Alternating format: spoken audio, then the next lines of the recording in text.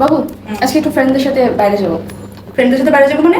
বিয়ের পরে আমার ফ্রেন্ড কি? এই বিয়ের পরে কোনো ফ্রেন্ড আছে? হ্যাঁ, যা থালবাড়ি তো, যা থালবাড়ি তো। বাবু তুমি যে তোমার জন্য 5টা ড্রেস অর্ডার দিলা, আমার অফিসের জন্য 2টা শার্ট লাগতো। দুটো শার্ট লাগতো মানে? তুমি কি অফিসে মাইয়া পটাতে যাও? হ্যাঁ হ্যাঁ, এই থোবড়াটা যে নিয়ে আমি বাইরে যেতে, এটাই তো অনেক কিছু। আর একটা শার্ট অনেক কিছু, আর না আর কোনো শার্ট দরকার নাই।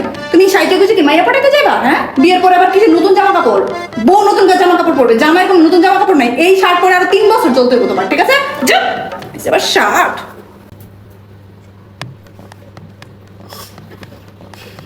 চা এত চিনি কেন? হ্যাঁ, তোর সাথে বিয়ে হয়েছে আমার 3 দিন হয়ে গেছে, তুই এখন জানোস না আমি চিনি কতটুকু খাই? হ্যাঁ, মন কই থাকে? মন কই থাকে? ফোনের মধ্যে কার লগে চ্যাটিং করতেছিলি? হ্যাঁ, যে চায়ের মধ্যে চিনি বেশি দিয়ে লইছিস, আমি এত চিনি খাই না, জানোস না? এত চিনি খাই না, জানোস না? বাবু কিছু টাকা লাগতো। টাকা লাগতো মানে? পরশু দিন না তোরে 50 টাকা দিছি। টাকা দিয়ে কি করবি? টাকা দিয়ে করবি কি? গার্লফ্রেন্ড লয়ে খাইতে যাবি বাইরে? হ্যাঁ,